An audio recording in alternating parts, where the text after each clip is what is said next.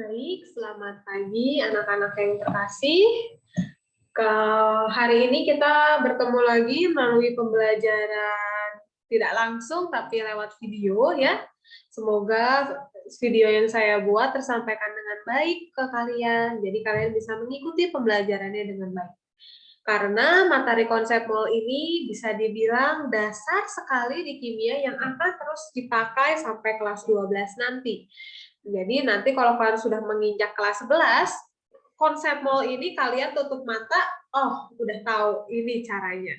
Ya, tapi karena sekarang masih baru mendapatkan konsep molnya, kita pelan-pelan pelajari bersama, tapi harus diingat-ingat rumusnya, konsepnya, ya itu harus diingat. Ibaratnya tutup mata juga udah tahu rumusnya apa. Seperti itu. Ya, jadi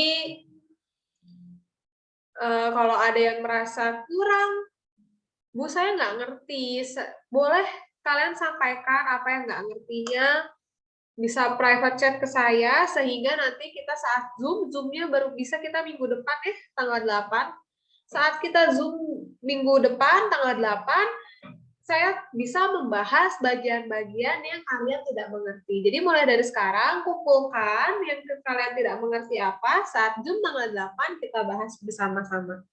Jadi nanti saat tanggal 8 saya akan membahas langsung ke soal ya, berarti bagian ketiga hubungan volume mol dengan volume gas, bagian 4 hubungan mol dengan konsentrasi larutan, dan bagian 5 interkoneksi konsep mol. Itu tanggal 8 kita akan langsung Zoom 3 materi itu, karena penjelasannya udah saya beri di video, jadi kita langsung ke contoh soal, pembahasan soal atau ke pembahasan yang masih kurang kalian mengerti. Sehingga tanggal 8 kan itu hari Jumat ya, kita tuh Jumat Agung, libur Paskah itu dari 14 sampai 18 kemungkinan. Jadi tanggal 19 masuk-masuk kalian akan ulangan konsep mol. Ya, tanggal 19 perhatikan ulangan konsep mol.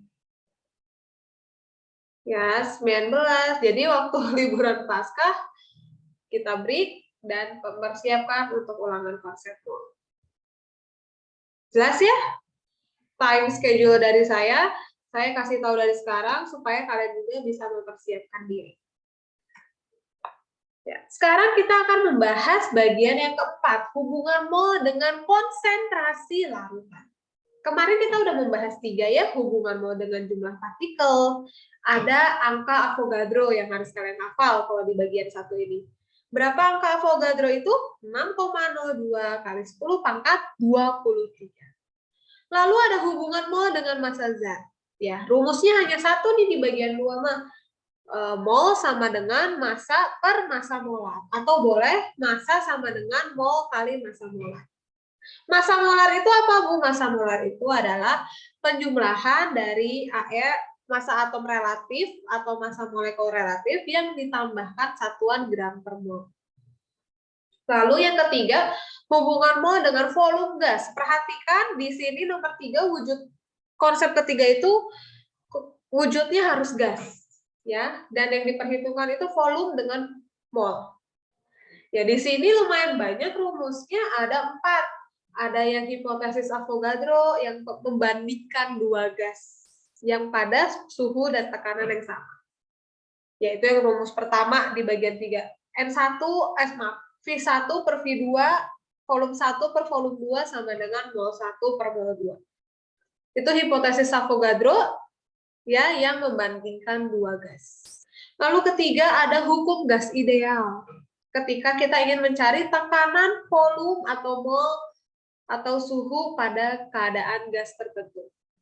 Lalu kita bisa mencari volume pada keadaan standar. Standar itu berapa ya, Bu? 0 derajat 1 atmosfer. Yang rumus volumenya adalah mol kali 22,4. Lalu yang kelima, ada rumus volume dalam keadaan ruang. Volume sama dengan mol kali 24 liter per mol. Ya, jadi yang konsep ketiga ini ada banyak rumusnya, hati-hati harus bisa membedakannya. Sekarang kita masuk ke bagian akhir, hubungan mol dengan konsentrasi larutan. Nanti kalau kelima, kita akan mempelajari interkoneksi konsep mol. Yang sebenarnya sedikit-sedikit saya bahas setiap pembahasan soal. Kayak kemarin, yang diketahui jumlah partikel, yang ditanya masanya. Kan nggak ada yang hubungan jumlah partikel dengan massa, ada loh hubungannya dengan mol. Nah, seperti itu ya konsep yang kelima. Tapi hari ini kita mempelajari konsep yang keempat dulu aja, yaitu hubungan mol dengan konsentrasi larutan. Ya, sebelumnya kita pahami dulu apa itu konsentrasi larutan. Yang kita paham, konsentrasi itu adalah otak yang berkonsentrasi. Pikiran kita seperti itu ya. Tapi kalau konsentrasi larutan apa sih itu artinya? Konsentrasi larutan adalah pernyataan kuantitatif perbandingan jumlah zat terlarut dengan zat pelarut. Jadi kita di bab berapa? Bab 5 ya. Kalau nggak salah di bab larutan elektrolit kita udah paham nih larutan itu seperti apa. Ingat-ingat larutan itu terdiri dari suatu air dengan zat terlarut. Di sini contoh zat terlarutnya ion NaCl yang kalau di dalam air terionisasi. Nah, ini larutan. Di dalam larutan itu ada H2O dan kalau di sini larutannya NaCl ada ion Na+ dan Cl-. Nah, perbandingan zat terlarut dengan zat pelarutnya itu dinyatakan sebagai konsentrasi larutan. Ya. Jadi, kalau boleh saya bandingin, ini kan contoh larutan ya. Saya mau mencontohkan yang lain. Kalau saya punya larut, kenapa kayak gini? Kenapa seperti ini? Kalau saya punya larutan sirup, ya di sini isinya 1 sendok sirup dengan 10 mili air. Terus di gelas yang kedua, saya mencampurkan 5 sendok sirup dan 10 mili air. Ya, bahasa sehari-harinya lebih kental yang mana? Kental, tahu ya? Kental, tahu ya kental. Lebih kental yang mana? Campuran 1 sendok sirup dengan 10 mili air atau 5 sendok sirup dengan 10 mili air? Lebih kental yang mana ya? Oh, ternyata lebih kental yang campuran 5 sendok sirup dengan 10 mili air. Nah, kekentalan itu sama artinya dengan konsentrasi larutan. Ya, jadi paham ya, konsentrasi larutan, bahasa enaknya kekentalan. Lebih kental atau lebih pekat larutan yang isinya 5 sendok sirup dibandingkan larutan yang isinya 1 sendok sirup.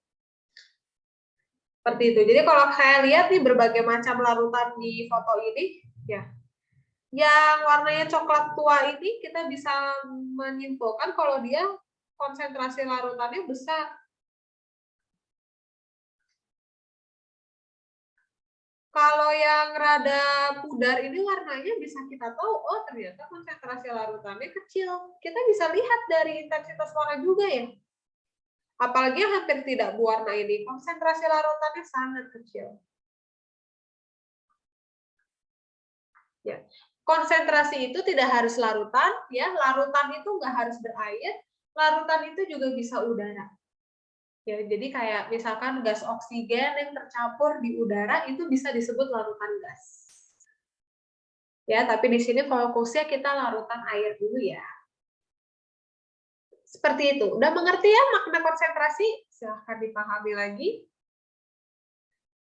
Kalau sudah mengerti makna konsentrasi, kita ayo mempelajari hubungan mol dengan konsentrasi larutan.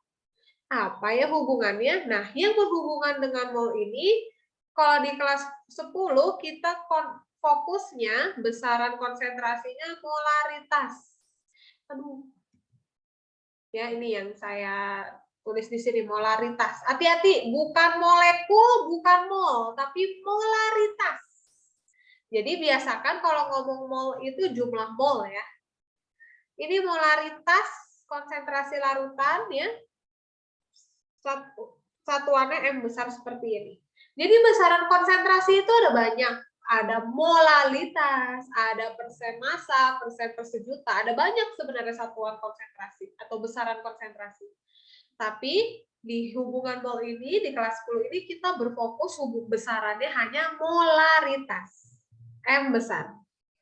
Jadi kalian harus tahu molaritas itu apa ya, Bu?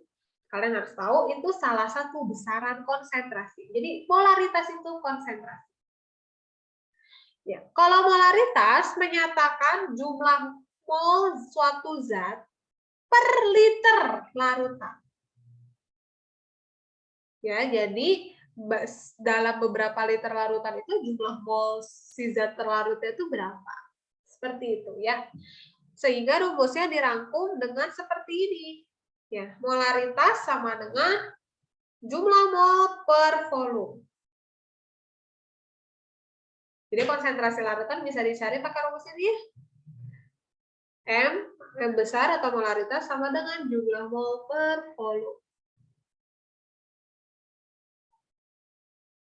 Mari dipahami. Ya, dan kalian harus ingat, nyari mol itu kan nggak ada banyak caranya ya. Mol itu bisa massa per massa molar. Ada banyak ya rumus molnya ya. Nah, jadi mol ini bisa didapatkan dengan kita mencari dari rumus lain. Sesuai ya apa yang diketahui di soal. Ya, kita coba aja langsung ke contoh soal. Sebanyak 6 gram kristal magnesium sulfat. Kita tulis apa yang diketahui, ya nggak usah sok-sokan langsung tahu apa nih yang ditanya. Kita tulis.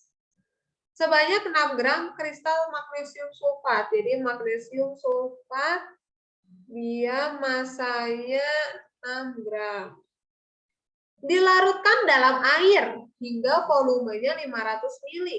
Terus ada volume air sama dengan 500 ml. Berapa konsentrasi molar? Ya, ingat konsentrasi molar bukan mol atau molaritas. Molar itu ya. Hati-hati, molar, molekul, mol itu suka ketukar kalian. Ya.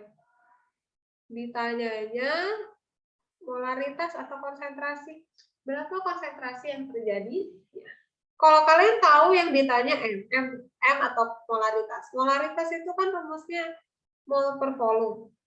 Nah, molnya memang kita sudah dapat dari soal. Kita lihat lagi yang diketahui itu massa dan air dan volume air. Volume air itu sama dengan volume larutan. Wah, V-nya udah tahu, molnya kita masukin 6 gram nggak ya? Nah, itu yang harus dipikirkan. Nggak bisa langsung tahu molnya berapa. Ya, harus yang pertama kali kalian cari justru nyari mol dulu atau jumlah mol dulu. Dari mana? Dari yang diketahuinya massa. Kita coba ya.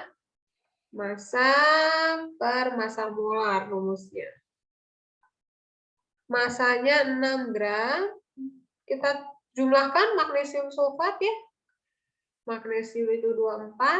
Sulfatnya 32 tambah 16 kali 4 itu berapa? 64. Gitu. Ya, 64. Jangan lupa ini satuannya gram per mol. Ini gramnya dicoret. Jadinya 6 per 24 tambah 32 ini 6, 56 tambah 64, 0, 120. 6 per 120 mol. Kita coret lagi jadinya 1 per 20 mol. Kalau kalian nggak suka desimal di dalam pecahan juga boleh loh ya. Nah, jangan senang kalian udah ketemu 1 per 20 mol. Lihat yang ditanya konsentrasi atau molar atau molaritas. Jadi kita yang kedua nyari molaritas yang rumusnya mol per volume. Molnya udah dapat 1 per 20 mol, volumenya 500 ml. Salah, harus dirubah ke liter.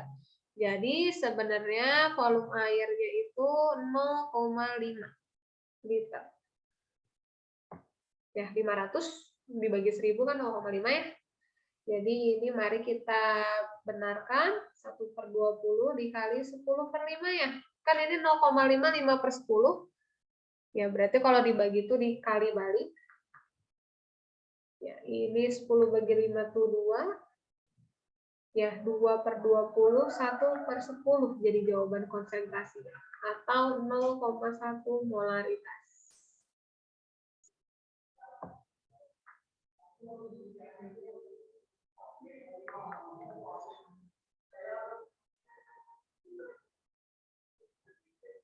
Oke, seperti itu. Jadi rumus konsentrasinya gampang, mol per volume. Tapi kan mol itu bisa dicari dari volume gas, mol itu bisa dicari dari jumlah partikel, mol itu bisa dicari dari massa. Seperti itu. Seperti biasa, udah ada penjelasannya, sudah mendengarkan penjelasan saya. Sekarang waktunya mengerjakan tugas. Ya. Ada kurang lebih 3 soal.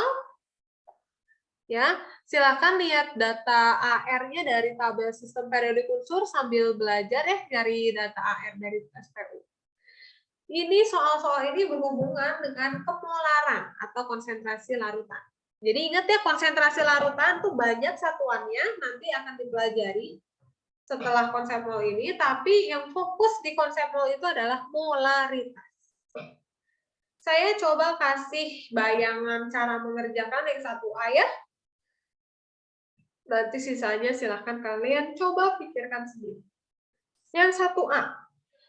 1 itu tentukan kemolaran berikut ya. Berarti yang nomor 1 itu apa ya dia enggak. Yang ditanyanya kemolaran. Tentukan kemolaran dalam larutan berikut. Diketahuinya 0,5 mol. Urea. Volumenya 2 liter. Ya, karena ditanya yang konsentrasi atau kemolaran, ya. Kemolaran itu kan mol per volume rumusnya kita lihat yang diketahui sudah dalam mol belum? Oh, sudah dalam mol. Nggak usah susah-susah nyari rumus apa ya ke molnya. Karena si yang diketahui sudah dalam mol, langsung masukkan ke rumus molaritas.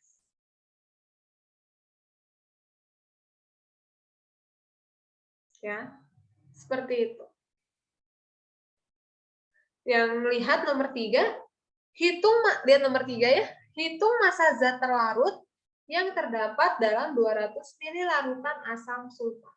Jadi kalau ini nomor 3 agak mirip-mirip dengan nanti konsep interkoneksi konsep mol. Massa zat terlarut ini yang ditanya adalah massa. Ya jelas ya orang ada massa zat terlarut. Tapi yang diketahui volume dan konsentrasi. Volume dan konsentrasi kan rumusnya atau hubungannya seperti ini. Massanya didapat dari mana ya? Apakah kalau kita udah dapat N, udah dapat massa? Nah, justru yang nomor 3 ini, karena yang diketahui hanya konsentrasi dan volume, kita betul akan dapat jumlah mol dulu. Jangan senang, yang ditanya di soal apa? Jumlah mol atau apa yang ditanya di soal nomor 3? Silahkan cari apa yang dicari, cari apa yang disuruh, maksudnya, sesuai dengan jumlah mol yang didapatkan. Seperti itu. Ya. Silahkan kerjakan selama 1 jam ini. Nanti latihan-latihan konsep mol akan saya minta kumpulkan hari Selasa depan. Terima kasih pembelajarannya. Tuhan memberkati.